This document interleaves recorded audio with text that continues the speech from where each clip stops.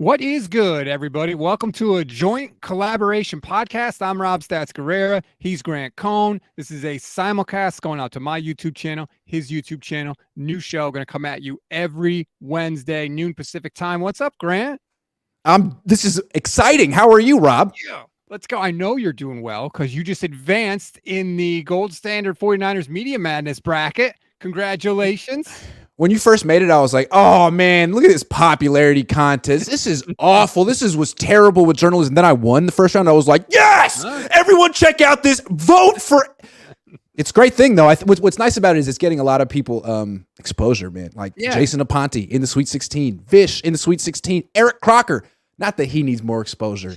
He's a monster, but he's also in there. And it's like, so is Cam. So are the Mats. Like, this is serious stuff. We're getting into heady stuff. Yeah. You can't mention Jason Aponte to me since he just eliminated me, but you can go vote. The description, the link is in the description to the show, so click on No shame in that, losing to Jason Aponte. No. Do you know you won by 83 votes over Larry last round? Woo! I retweeted something like at the last minute, so I think maybe a few people on Twitter helped me out. Thank you. Go. Well, Larry's tough competition, man. He called Brock Purdy. He's a legend for that. He was basically the only one because I was not hearing good things about Brock Purdy. But we're going to talk a little Brock. We're going to talk a little Niners quarterback situation, Kyle Shanahan on today's show. And also, what the hell is going on with Brandon Aiyuk? Do you want to start with Kyle or do you want to start with Aiyuk? Let's start with Aiyuk. I think we should start with Aiyuk because that's like the newsy thing. He tweeted it yesterday. And what did he say and what do you think it meant? The weird thing about the Aiyuk tweet is it's like every offseason, we got to have wide receiver drama with the 49ers. And the tweet was, let's see if I can pull it up really quick. I can get a picture of it later. He essentially said he's the fourth option in a run-first offense. Yes. And, he's like ready to do business again this year, loading year 4. Something like that. Yeah, the exact quote is 1K is the fourth option in a run-first offense. I'm as real as it gets. Wirt's a little baby, and SG, I'm ready to stand on business every time, year 4, with the rocket emojis. So there you go. Right. So what does that mean to you? What does that mean to me? I mean, he sees himself as much more than the fourth option in a run-first offense. Clearly, he feels he's not being fully utilized. But what's interesting to me is I looked it up. He's not the fourth option in this offense. He's the second option. Last year in targets per game, it was Debo, Aiyuk, Kittle, McCaffrey. So that's the first thing right there. Like, he clearly feels like he should be the number one option, and not being the number one option makes it feel like the fourth option. I think he should be the number one option too, but it just feels like he's frustrated with his role, with the team. It doesn't sound like a guy who's going to be here super long term or even maybe past next year. What do you think? I think clearly it's about his usage in the offense. When you start the tweet with 1K as the fourth option in a run-first offense, you're talking about your role there. You can't really deny that. And the other thing is, it's not like Brandon Aiyuk tweets all the time. Do you know how many times he's tweeted since 2021, Grant? Like 4 times. 4. That's right. 4 times since 2021. Yes. So something happened. And I'm not saying like he hates the team or he wants to trade or anything like that, but something took place to where he felt compelled to share his feelings with the world. And I think that's significant. I agree. I mean, there are a lot of players in this team who talk a lot, George Kittle, Fred Warner. Brandon Aiyuk is not one of them. He rarely talks, and I guess he feels like he's a bit of an outsider. He doesn't, I don't want to speak for him, but he doesn't go to Cabo. He doesn't get the targets he wants. He's in and out of the doghouse. He's not really one of them. And I think he doesn't talk about it, but at the same time, maybe it bothers him. It would bother me. If anybody has a gripe with the 49ers that you could consider legitimate, Aiyuk's got as good an argument as anybody. He comes in as a rookie in 2020 during COVID and has a fantastic rookie year, insane rookie year. And 2021, Kyle freezes him out for half a year for no reason. Yet to be explained because he didn't practice hard enough or whatever BS excuse Shanahan was running. And as soon as he starts incorporating him back into the offense, he's fantastic again. And last year, he never came off the field. He was awesome again. So I understand if he's a little frustrated with how he's been treated by the 49ers. Yeah, absolutely. And I think He's looking around. I mean, you just traded for Christian McCaffrey. You got so much money tied up in different weapons. Like, where's the money for me? It may not be. I mean, the targets aren't there for me. And maybe he's thinking, you know what? I don't know if he even wants to be here long term. I mean, let's not forget he liked that tweet, that picture. Excuse me, it wasn't a tweet. I'm a boomer. He liked an Instagram picture of him wearing a Giants jersey. The Giants want to trade for him. That's been reported. So maybe the idea of him leaving a run-first offense and going somewhere where he could be the first option is appealing to him. I mean, it's not like the Giants suck or anything. That's a playoff team too. Yeah, I guess. I mean, I'm not all in on the Giants yet, but I can understand. I'm with you on that. Yeah. Well, he did lead the team in catches and targets last year, but I think that was more a point of George Kittle was banged up. Debo was banged up. He was always there. Aiyuk was always there for this team. And that's why the Niners need to trade him, because if a guy is an Iron Man and doesn't miss a game in 2 years, get the hell off the team. Buckner was like that. Buckner didn't miss time. And they're like, get out of here. Who do you think you are playing all the time? Shout out to Rod watching on YouTube. Two of my favorite, Grant and Stats. Each guy in your own words. What is Trey's biggest development issue and what is a healthy Brock's? Man, didn't take long to get to the quarterback questions, did it? We can go straight to quarterback. Easy. I mean, for both of them, Kyle gets them hurt before they can develop, straight up. Or they get hurt. Like I feel like for Trey, he's gotten injured at least twice playing running back when they're trying to develop him as a quarterback. And I thought the whole point of sitting him for a year was to develop him the right way, to be a quarterback, not a dual threat. But ever since he got hurt, Kyle's like, dual threat. It's like, hey, man, chill on that. Can we? And if that's the case, when he plays this year, because it looks like he's probably going to start week 1, can he actually play quarterback before you ship him off to Minnesota or whatever you're going to do with him? Quarterback. That's my issue. He hasn't been able to play it. We got to stop with this idea that Kyle got quarterbacks hurt. Like, you're the mayor of Crazy Town with this, Grant. We have to stop acting like everything is within Kyle Shanahan's control. It's not. And I get that we want to blame somebody. I get that. But damn, man, like sometimes stuff just happens. Guys just get hurt. True. Where did Jimmy Garoppolo Then get Kyle hurt? must be the most unlucky coach ever, man, because all of his quarterbacks get hurt. All of them. RG3. Jimmy got hurt in the pocket. Brock Purdy got hurt in the pocket. Dude, Jimmy got hurt like 7 times, man. Well, Jimmy got hurt. Jimmy got hurt a lot of times. All of his quarterbacks get hurt. At a certain point, Kyle Shanahan is going to have to emphasize quarterback protection in multiple ways a little bit more by like maybe not asking his, 4th string tight end to block a premier edge rusher on a slow developing play action play. Maybe don't do that. Or there's so many things you could do, but I think Kyle's attitude is, man, it's just the price of doing business. I want to have this play action offense. It's okay. I'll have small offensive linemen. Him and his dad have had small offensive linemen since 1995. It's just what they want to do. So if they don't have John Elway or Steve Young, I mean, they kind of go through their quarterbacks.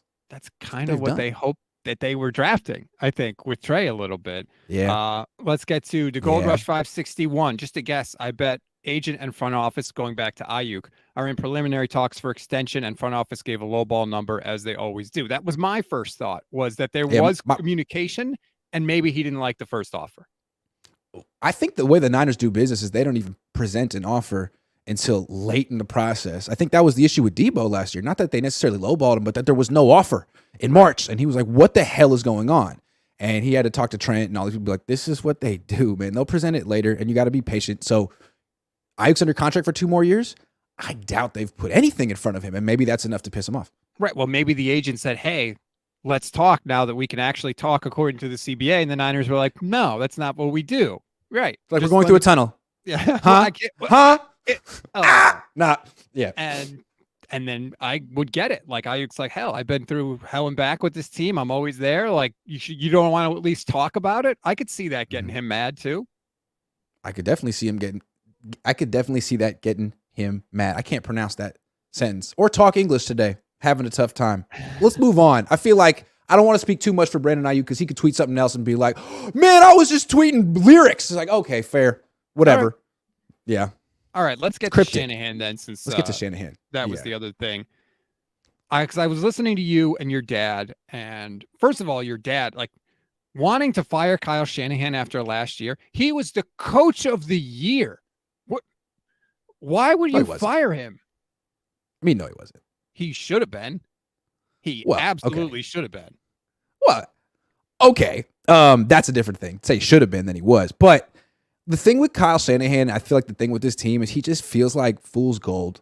He's always going to be in the mix at the end of the season because he builds through his running game and his defense, and it's really good. But man, until he has a quarterback a good quarterback that he can keep healthy and a good offensive line that allows him to do that, man, it just feels like he's always going to be a pretender. He's always going to be fool's gold. He's always going to be in it. But like, you can't win a Super Bowl with defense and a run game in 2023. You have to be like actually committed to offense and passing, which means you have to be committed to your offensive line and your quarterback. And like, those are the two positions where he wants to save money the most. It just seems like he's stuck in 98.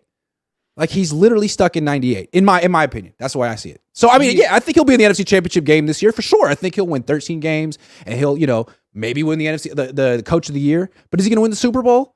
I mean, not till he gets a legit quarterback who can stay healthy. But is that Brock? He got hurt already. Is it Trey? He got hurt a million times. I don't know. Is the guy on the roster? I don't know. I don't. But getting to the NFC Championship game, even if you don't win it, that's not nothing. That's not it's great. Failure. This is great. I just think that, I don't think I'll look at that and be like, oh, well, Kyle's content to settle for second best or anything like that. Nah. It's not that he's content. It's just that he's incapable of getting over the hump. So far, he's had some chances. Though I liken it to Tony Dungy in Tampa. Like, hey, it's a Hall of Fame coach, but he had a bunch of cracks at winning the Super Bowl with that Tampa team that was great, and he couldn't do it.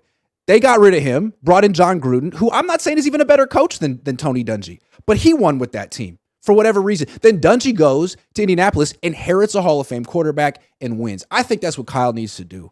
I think he needs to leave and go somewhere where there's a quarterback in place, because that's how it worked for him in Atlanta, and that's how it worked for his dad in San Francisco and Denver. Anytime those two had to pick their own quarterback, I mean, I put the list on Twitter. Yes, it's like 25 guys. It's a joke of a list. I'm just saying. The best guy on it is Kirk Cousins. Yeah, that's not ideal. So that's a little bit of a gap for an offensive genius. Like, can't really scout the quarterback position or develop it or keep it healthy. Like, yikes, man. Well, then what does that make you? Pretender. Sorry. I mean, it makes you a damn good coach. Good coach. I think would agree. Like, every team has strengths and weaknesses in terms of what they can evaluate and what they can't. I think that he's very good at evaluating running backs and other positions. Wide receivers. Not as good. Oh, yeah. I think that's fair. Traded up for CJ Beathard, Rob. That's all you got to know. That's it. Not that I'm better. I'm not saying I'm better. My track record is awful. Just look at my tweets. But I don't get paid to do this. I get paid to talk with you. Oh, okay. I was like, wait. There it is. You get paid. It's mirrored. Yeah. I think that Kyle is a damn good coach. I think he's like, if you're getting rid of him, who are you replacing him with? Who's going to be your It's a little John late in Gruden? the process. It's a little late in the process in late March. But that's a fair question. That's a fair question. I would have went with Steichen. Not that I know that much about Steichen, but I do like what the Eagles are doing, and I like the way. What I like about Steichen, not the scheme. He's a former quarterback coach who's worked with Jalen Hurts and Justin Herbert.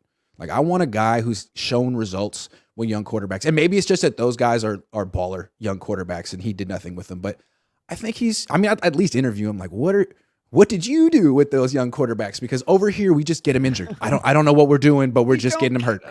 They get hurt. Official BNA Music 88, Kyle tricked y'all. He's a defensive guru. I'm telling you, he's Tony Dungy. He's a great coach. A genius of defense.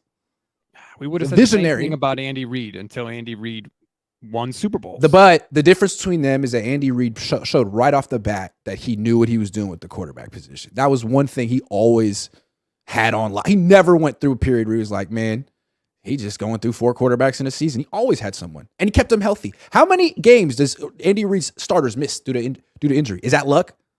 I don't think so. Make your own luck, Kyle. I think I think you have to, if you're the 49ers, consider everything when it comes to injuries. I think it's probably partly because of what they do or don't do, practicing too hard, practicing too often, whatever the case may be. Also, constantly relying on guys that get hurt. Jimmy Garoppolo was the quarterback for how many years? Guess what Jimmy Garoppolo does? He gets hurt every year. D Ford gets hurt every year. When you rely on those guys again and again, and they continue to get hurt, then you're like, damn, we've had really bad injury luck. Well, what happened? Of course you I'm have. so surprised. Yeah, Right. it's true. It's true. But- Look, I never said fire Kyle. I said trade Kyle, all right? Because I feel like just like what Al Davis did, sending John Gruden to the Bucks, which was the best thing that ever happened to the Bucks. What do you get, 2 1s and 2 2s? What is Kyle Shanahan worth in a trade? If John Gruden was worth 2 1s and 2 2s, and Kyle's got to be worth like 3 1s. I'll take it. Oh, yeah, Kyle's worth. That's the I would thing. think- I'll Doesn't that take tell it. you something? If he was on the open market right now, he would have teams falling all over themselves to sign. That's true. Yeah, man, because he makes you instantly relevant. You have this, first of all, you'll be talked about a lot. He's a media darling. You'll be in the playoffs.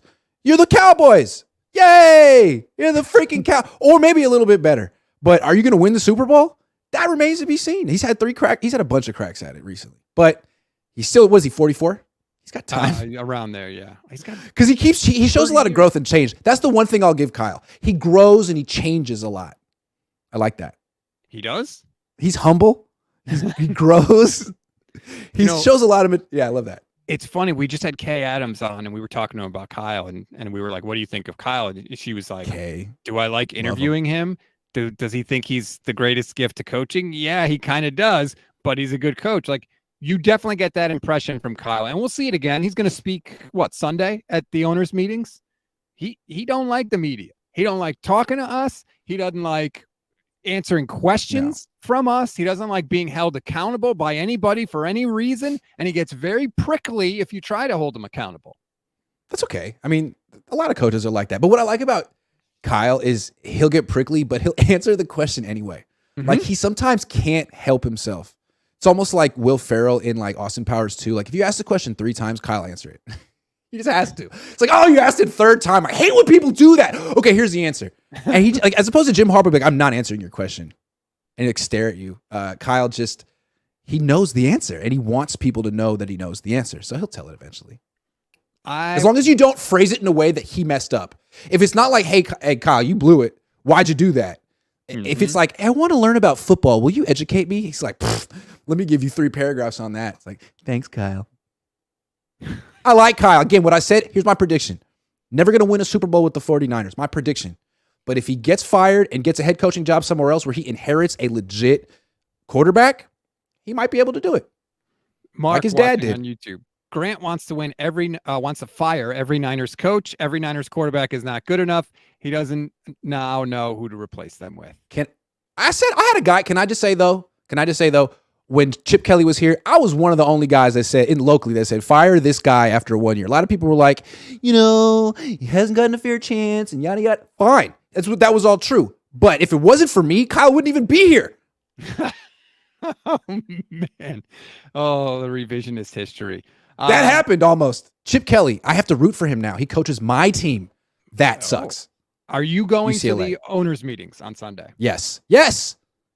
Although I can't get there Sunday morning because it's my nephew's bar mitzvah thing. So I'm getting there Sunday night. I'll be there for Monday morning. But is anyone are you going to go? No. Am I going to go? I don't have a job. How am I going to go? Yeah. I've never been. I don't know how it works. Can you just waltze in? No, I have a credential. It's awesome. I have been to the owners' meetings before when I was with PFT, and all the owners are there, all the coaches are there, the GMs are there, and it's much more casual because there's not nearly as many media that go to that as like the combine or the draft or anything. And they're just kind of like, you're at this swanky hotel because the owners ain't staying at a Holiday Inn, and everybody's kind of there, and you can just walk up to anybody and talk to them. I'm terrified. So Kyle's going to be there at the bar, and I'm going to be like, hey, man, you want to get a drink? And he's like, no. And that'll be fun. Maybe I'll have a drink with Kyle Shanahan. He'll be like, so why are you such a jerk to me? I'm like, what are you talking about? Well, give me one example. I think you're great. Hell of a coach. Can you ask Kyle who the starting quarterback is? Just who's I asked him at the end of season press conference, and he was like, honestly, I haven't even thought of it. So now I'll be like, hey, Kyle, it's been a couple months since I asked you who the starting quarterback is. Have you gotten around to thinking about who it might be? And I think there's some fair follow-ups. Like, well, what if Brock's not ready? What's he going to say, though? I'm just taking it one day at a time. Is he going to say some stuff like that? So here's the thing. It's hard because, like, you get your one question, right? Really, everybody needs to team up and ask the follow-ups together. Like, it's true. I'll show you. Like, you be Kyle Shanahan, and I'll be people at the press conference. Are you ready? Yeah. Kyle, who's your starting quarterback next year? It's a little too early for me to say that. I only got one healthy starting quarterback. I'm just focused on OTAs. Is it Brock's job when he comes back? See, that's a good follow-up question. Is it Brock's job when he comes back? Did Trey lose this job when he was injured? Did Brock show enough to have for it to be his job whenever he comes back? Or is there a competition? Right. Have you thought of any of these things? Hey, Kyle, can Sam Darnold beat out Trey Lance and win that job week 1? I don't even know if we're going to be alive next week. Yeah. Assuming we are, Kyle. Like, I want to know that because I think Darnold has a complete shot. But again, Kyle's whole thing is he doesn't want to sit there and look like he's deflecting. He wants to look like he's being as transparent as possible. So he'll have something planned. But I'm just curious, like, what is it? Because it seems like he doesn't want to alienate any of his quarterbacks. He doesn't want to come out and say Brock's the quarterback because that alienates Trey and his agent. And he doesn't want to say that Trey's the quarterback because that may not even be the case. So I really want to see how he kind of rides the fence here and tiptoes around this sensitive subject. Obi-Wan49, thank you very much. Nice to see both of you together. Keep up the QC. But I don't really care what Kyle wants to say, right? Like, because you got to, not you specifically, he's got to be pinned down, right? Yeah. Oh, I haven't thought about it. Why not? Do you think you should have thought about it? Has anybody from the team reached out to you and asked what the hell is going on with the quarterback situation? What does Trey have to do when he's in there to keep the job even after Brock is healthy? Like, there are so many questions. Yeah. And Kyle needs to start answering them. I hate the fact that he's like always on the fence about this stuff. Well, I'd like to give the benefit of the doubt to the Niners beat writers. I mean, I don't know what's going to happen, but I'd like to think that what else is there to talk about? What else is there to ask about, Rob? What are you going to go and be like, so what do you think of Javon Hargrave? Like, we already did that with John Lynch. What is there to ask about? I hope someone doesn't pop in and like ruin the flow of the questions, because it really should just be 15 quarterback questions. Honestly. Yes, it should. Like, this is all it should be. But you know what it's going to be? It's going to be, tell us about Javon Hargrave. How does he fit into your defense? Maybe some draft questions, maybe, but like, who cares ultimately? Right, because a lot of people are just going to be straight up afraid to ask the question because he might not like it. Also, so our job is to ask him a question he likes. Like, really? No, it's Serious? not. It's not. The complete opposite, as a matter of fact. Exactly. Hey, Kyle, when did you call Ben Roethlisberger and see when he wanted to come out of retirement? How about that little nugget we got from Big Ben yesterday, saying the Niners approached him last year to come out of retirement? When was that? Was that when Jimmy G went down, or was that before they signed Josh Johnson? I would love to know the answer to that question. Good question. Was there a rumor that the same was that they called up Phillip Rivers, or vice versa, or was that shot down? Vice versa. It was Phillip Rivers, I think, that contacted them, although Rivers has denied that, but that rumor was out there. Well, it would be very embarrassing to call up a team and have, like, that's kind of like what Brady did, right? That's the two Hall of Fame quarterbacks Kyle's been like, and apparently they called Big Ben. Yes, that's according to Ben. They called him. And he was like, thanks, but no thanks. He said he thought about it. He wanted to prove to people, that he could still play, but ultimately, he wanted to only wear the Steelers colors and blah, blah, blah, all that fluff. Maybe they just didn't want to pay him. Ultimately, the Niners only offered him $1 million. Yada, yada. That's very interesting. That's a hell of a question too. Yeah. I mean, I think all the questions need to be about quarterbacks. So what we should do is get like a whole list together and get like the 15 best from the fans. I do that every time there's a press conference. I tweet out a list of questions I want to ask. You do? Are you not reading my tweets all the time? I should be on alert. You should be on alert. I don't know. Next time, I got you. I have so many. I love interviewing people, first of all. And there's so many questions. The Brock question, the Darnold question. He's got to answer some of this, because all this Trey stuff, like, if Trey had played last year and been maybe not what Brock was, but just like, showed promise, that kind of thing, nobody would be saying Kyle Shanahan mishandled the quarterbacks. Nobody would be saying he doesn't know how to scout quarterbacks. It's just that we haven't gotten to see him. When you ask Kyle a question he doesn't like, he answers in a way that makes he makes it seem like he thinks you don't know what the hell, like you're an idiot. Yep. He responds like you're a freaking idiot, that you don't know what you're talking about. You don't know football. And dude, these guys have to be there every day, every season. So most of them just don't want that smoke. They know what he doesn't want to be asked. They know how he's going to make them look stupid on camera. And they don't go there. I mean, Jason Cole was like, hey, man, I mean, how can you 3 injuries, 3 quarterbacks? I mean, it just got eviscerated by Kyle Shanahan at the end of that, right? And well, we could just hand off every time then. Like, I don't think Matt Mayoko wants an answer like that. I don't think Nick Wagner wants an answer like that. You know, that's why those questions don't get asked. But that didn't make Jason look bad. It made Kyle look bad. It made Kyle look like an arrogant jerk for answering it that way. That's how I look at it. But I'm not sure that every beat writer looks at it that way. I think some fans, you know, that on Twitter, the response was, "Oh, Kyle dunked on him. What a stupid question." Da, da, da, da. Like journalists like us are like, "Hey, you know what? That took credit. That was a good question. It took courage. Good for that guy." But fans are like, "Hey, screw that guy. Go Kyle." That's the way I look at it. I don't know. Yeah, but you know what? Like, they represent a small portion of the fan base as a whole. Don't let the loudest section of any group influence your Well, that's what we're learning from your March Madness bracket. You know, not necessarily the people with the most Twitter followers are winning these matchups. Very interesting. Yes. Again, go vote. Link in the description. Vote.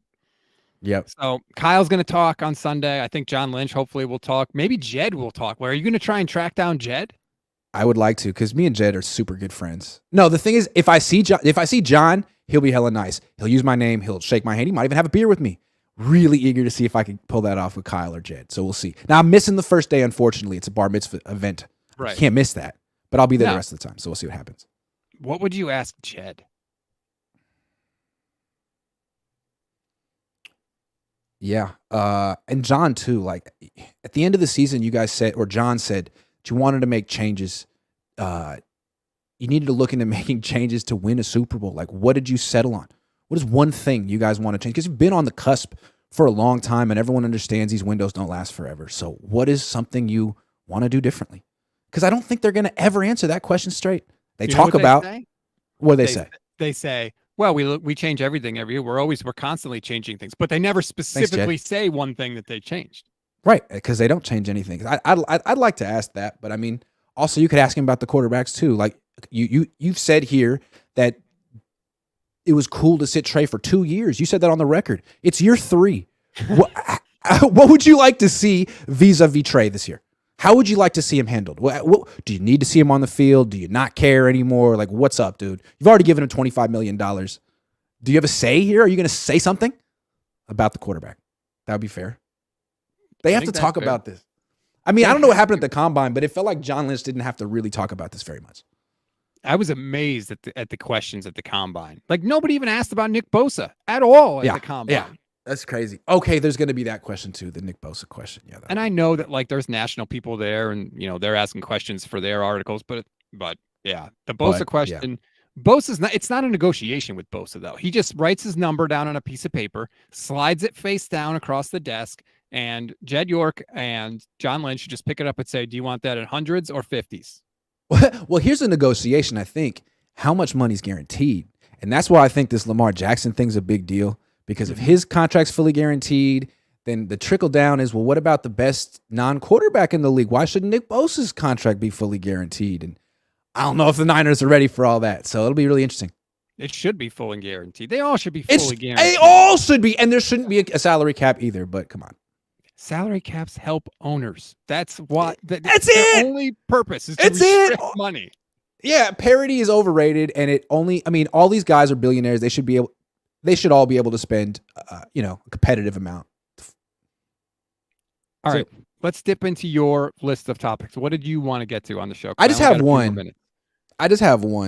Because you only have a few more minutes, and it's defense. The Niners, remember, we always talk about Kyle, the quarterback position, the offense. It's a defensive team. They build to their defense. And their big move this year was defense. Javon Hargrave in, Samson Ebukam, and Charles Omenihu out. Now, it feels like a great, great trade, but I just want to point out that Hargrave had 11 sacks last year, and those two guys had 9.5 combined. Did the pass rush get better? And will Hargrave get more sacks than those two next season? I think he will. I mean, he's in a perfect spot. You put him with Armstead on the inside, Bosa on the outside, and I do think that they are going to try and sign somebody on the edge. I'm hoping it's like either Justin Houston or Yannick Ngakoue, one of those two, a veteran pass rusher. And I really think they're also banking on Drake Jackson to make a big improvement in year 2. They were pretty like Kyle flat out said, like, he basically hit the rookie wall. Like, he lost his power last year. He kind of called him out a little bit, like, hey, dude, bulk up because next year you got to be ready to go. Yeah, he did. Yeah, to me, I feel like the Hargrave, Amenihue, Ebukam is a bit of a wash just in terms of like sacks. Hargrave's he's really good against the run. Amenihue isn't. But I think where the improvement comes is got to be from Drake Jackson or Eric Armstead. Like Eric Armstead wasn't really ever healthy last year. He didn't play zero sacks, even for him. Like, so if he could give him 5, 6, 7, that's a big boost. And same with Drake Jackson. Because I mean, if Javon Hargrave gave the Niners 6 sacks next year, that wouldn't even be a disappointment. Like, he's had lots of seasons like that, even playing next to TJ Watt in Pittsburgh. He could have a really good season giving the Niners 6 sacks. So, yeah, Armstead and Drake Jackson have to step up. And I bet they draft someone. Yep. Unless they can get Yannick Ngakoue for cheap. They're not going to stand pat in the draft this year like they did last year. They're going to make trade because they don't have 11 spots on the team. So they're going to use those picks to move up this year, I think, or to acquire more picks for next year. But I don't think there's any way that they just stand pat and make all their picks. So if there's a guy that they want, they can go up and get him because they got 11 picks this year. They know they got a ton of comp picks coming next year. Plus they have all of their regular 2024 draft picks. So if they want to move, they can move. And I'm sure they do like Colton McKivitz, and I bet like they're not bluffing that they're going to start him at right tackle because it's hard to find. I really don't even think – I think smart organizations aren't looking for day one starters in the draft on the offensive line. Good organizations draft guys and sit them for a year, and because it's such a hard transition from that position to the NFL, college to the NFL in a lot of ways. So I think – what the Niners could do is start McKivitz this year, draft a guy this year, and develop him for next year. Because do they have a developmental right tackle on the freaking right? Alfredo Gutierrez is the closest thing they have to a developmental tackle. Everyone else is like a guard or a center or mostly guards. So yeah, I think they're probably going to roll with. They're probably serious about McKivitz. And if you ask them like why, they'd be like, well.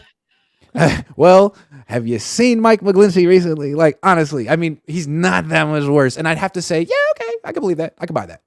But there's value in that from a team building standpoint. The 49ers recognizing, yeah, Mike McGlinchey may be the best option you have, but he's not $50 million guaranteed dollars good. Like, so they were smart to let those are guys you don't pay a second contract to. I'm just curious, like, what is Nick Sakel? What is he? Like, You drafted him and Burford, and one played, one didn't. But what are they going to be in year 2? What is your redshirt offensive line program going to produce this year? Is Zakel going to be something? Otherwise, like, what are you drafting? It seems like if you have this good offensive line coach, you should be taking, athletes with potential that he could mold into good players. Otherwise, you're just taking these just backups with backup traits. I don't know. What is the deal with those two? And Jason Poe. What's the deal with him too? I'd like to see what the growth is with those guys. Well, he's talk about a guy with athletic traits. Holy hell. I still watch that video of him running routes like a fullback just because it was ridiculous. And maybe he's somebody that they have a role for. I think he won the award for like scout team offensive lineman of the year, right? He got one of those funky helmets. The way I looked at him was the Niners. Kyle was thinking about changing his offense to a Baltimore Ravens-esque, Philadelphia Eagles-esque, RPO 11-on-11 thing. And Baltimore has a special fullback for that. What's his name? Project Pat. What's his name? Pat Ricard. Ricard, yeah. He's like 300 pounds. So Jason Poe is a little bit like that, like a move fullback that you're not going to throw the ball to, but just obliterates people on the zone read. So I think that's the idea for him. But I don't know. Maybe he'd be a guard. Ricard is listed at 6'3", 311. He's a fullback. God. He's a fullback. That guy's he's cool. He's a nice little feature in their run game. That's just straight up terrifying. But I agree. Yeah. I think that Kyle was planning on evolving his offense a little bit. I think he Danny Gray. Yeah, well, if you're a wide Danny receiver, Gray. you don't do anything in year 1. That's another Right. guy. Like, we focus so much on this draft coming up in April. Like the story of who makes the leap from last year, I think is a massive story. Absolutely. I mean, it's a very important class because all these rookies, how many of them are going to contribute? really. I mean, none of them are top 98 picks.